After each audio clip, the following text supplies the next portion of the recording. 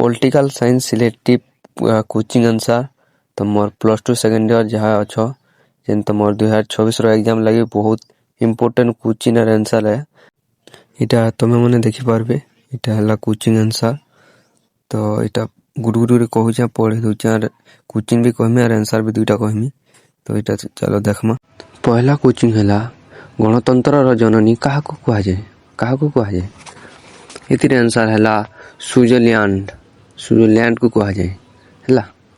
और 2 नंबर है भारत रे क्यों प्रकार दलीय व्यवस्था परिचित ये आंसर है बहुदलीय व्यवस्था।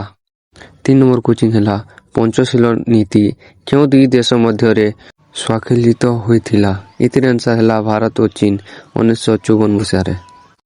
4 नंबर क्वेश्चन है भारतर संविधान क्यों धारा रे ग्राम पंचायत गठन विषय रे उल्लेख अच्छी ये आंसर है धारा 40। और 5 नंबर क्वेश्चन है क्यों मसीह भारत रे पंचायती राज व्यवस्था आरंभ होता ये उत्तर है 1959।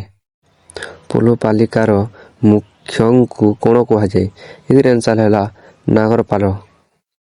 7 नंबर क्वेश्चन है सार्क मुख्यालय क्योंठारे अवस्थित ये आंसर है काठमांडू नेपाल रे।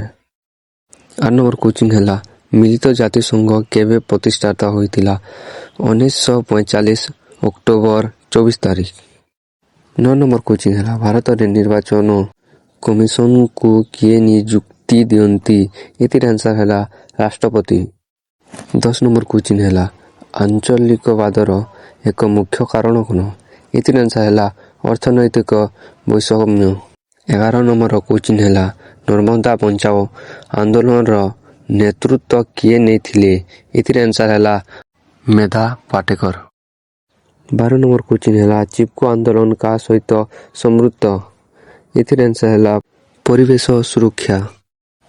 13 नंबर है भारतर वैदेशिक नीतिर मुख्य प्रणेता किए थिले ये आंसर है पंडित जवाहरलाल नेहरू।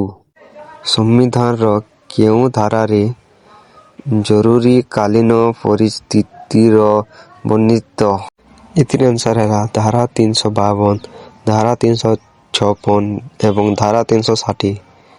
15 नंबर क्वेश्चन है भारत रे क्यों राज्य रे प्रथम सूचना अधिकार आईन कार्यकारी होता उत्तर है राजस्थान। 16 नंबर है विश्व परिवेश दिवस केवे पालन कराए उत्तर है जून 5 तारीख। 17 नंबर है भारत रे क्यों वर्ष जातीय जरूरी कालीन परिस्थिति घोषणा करा जायथिला उत्तर है 1975। 18 नंबर क्वेश्चन है सिमला चुक्ति केवे स्वाक्षरित होता ये आंसर है 1972। जातीय संस्कृति परिषदर अध्यक्ष किए ये आंसर है प्रधानमंत्री। 20 नंबर है स्वायत्त शासन मुख्य लक्ष्य कौन ये आंसर है क्षमतार विकेंद्रीकरण।